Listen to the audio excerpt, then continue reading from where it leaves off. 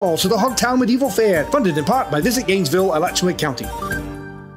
Broadcasting from the Paddock Mall Studios, this is WOCA, Ocala, Gainesville, The Villages, 1370 AM, 96.3 FM, The Source.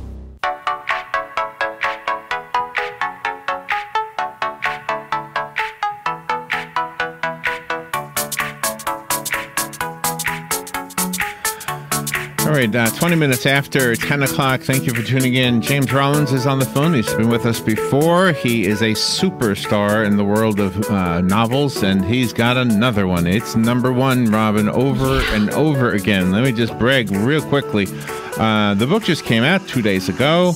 It's already number one in the military category on Amazon. It's already number one in the ghosts category on Amazon. It's already number one in the suspense category on Amazon. Just across the board, pleasing the readers. That may be more important, right? 5-star reviews across the board. This, I understand why this is getting all this attention. This is a fascinating story. And you might remember Commander Gray Pierce, right? Mm-hmm. All right. Well, Commander Gray Pierce is not on the phone, unless that's James's alter ego. James Rollins, good morning. It's always an honor to have you on our show. Thanks, Larry. I appreciate that very much. My gosh. Are they clamoring? Do you get the letters? When is it coming? When is it coming? Because we had it all morning long. When is he coming on? When is he coming on? It's even worse than that, because I was at a signing yesterday, and some gentleman had bought the book on Kindle, read it that night, and says, well, when's the next one? I just spent a year writing that book. At least you'll savor it, appreciate it a little bit. That is the problem. It's going to be a bit of time before I get that next one finished. Yeah, it's Thanksgiving dinner, because it takes, 4 days to make Thanksgiving dinner? We take 20 minutes to eat it, right? And hopefully my book does not leave this quite as much indigestion. It's a fascinating look, though. I mean, in the context of a novel, I mean, you got us thinking about stuff. Are these the things? Do you think about the spiritual of the human being, like our soul? Is that part of the fabric of who you are? Well, I think I'm always looking for. Well, first of all, when I write a book, my goal is to terrorize you. I'm building a roller coaster. I'm going to send you up and down those curves and twists and turns. Yeah. But ultimately, hopefully, when you close the book, I'm going to leave you with something to think about. I've got a sort of a what's true, what's not section at the end of every one of my books, where I sort of pull aside the curtain and show you how much of the scary story is true, and if it worries you, here's some breadcrumbs to follow. Yeah. Yeah, but what's really wonderful about your book is that I talk to it. It's like, you've got the two children in there, and then there's that scenario where she's trying to protect the child, and then I'm saying, don't do it, and, she's got a gun, and it's like, wow. Well, that's yeah, exactly. I talk to it, yeah. This raises a lot of topics about, mysteries going back to the Spanish Inquisition. It deals with the threat of where we're heading with artificial intelligence. But ultimately, when it comes to writing stories, it's nice to try to save the world, but a lot of times readers are more invested in, are you going to save that dog on that page? So it's good to have the overarching big threat, but also I like to bring that threat to a very personal level, and this is a book that is a challenge for a lot of my characters in the book. They're put through the meat grinder in this story. Yeah. And when you said artificial intelligence, that's where Eve steps in. Exactly. That was amazing. Eve is sort of this rudimentary AI that through the course of the book I wrote scenes from her point of view, where she's sort of a cold calculating machine at the beginning of the book, and over the course of the book and using techniques I learned from talking to AI researchers, here is this young researcher trying to get Eve to become her best version of herself, but she's growing so rapidly she might either end up like a godlike being or potentially a demon like no other. And so the techniques I use in this book are not made up. They're things I learned from talking to researchers. I asked a lot of researchers, well, when do you think this is going to happen? When are we going to see the first artificial intelligence that's equal, if not superior, to us? And most of them said between 5 and 15 years, which is scary enough because that's within our lifetime. Yeah. But two of them told me, oh, no, I think we're already there.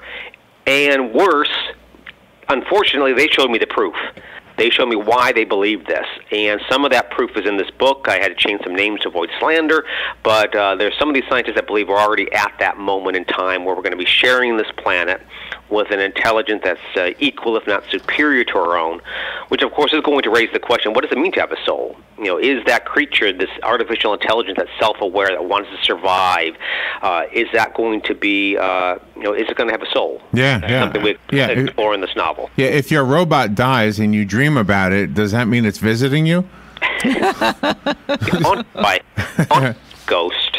Tell me about the witches part of the story.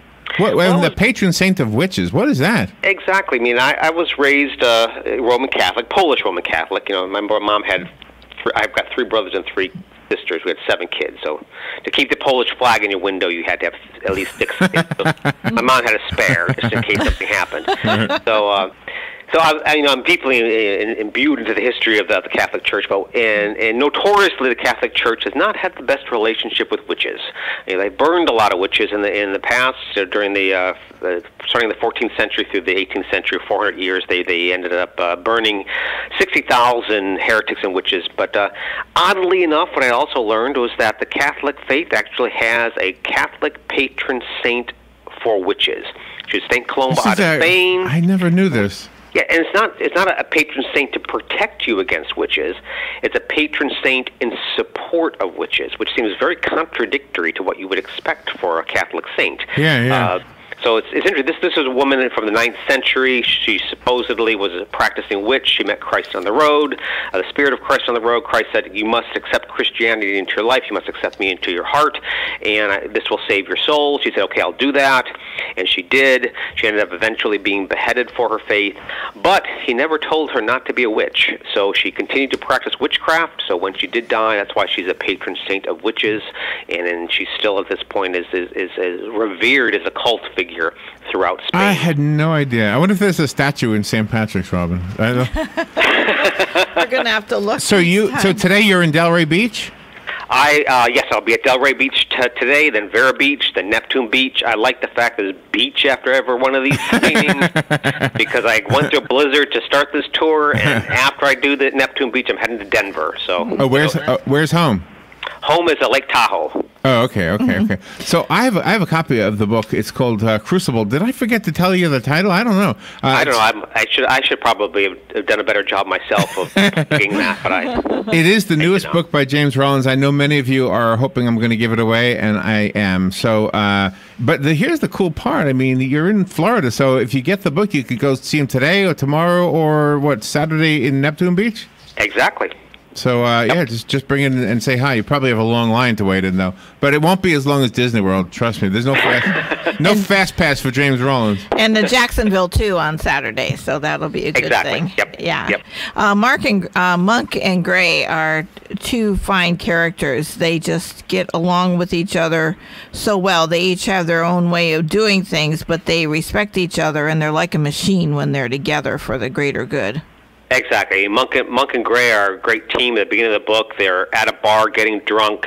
Monk's got a prosthetic hand that is so efficient, he's able to flip a coin and know how it's going to land.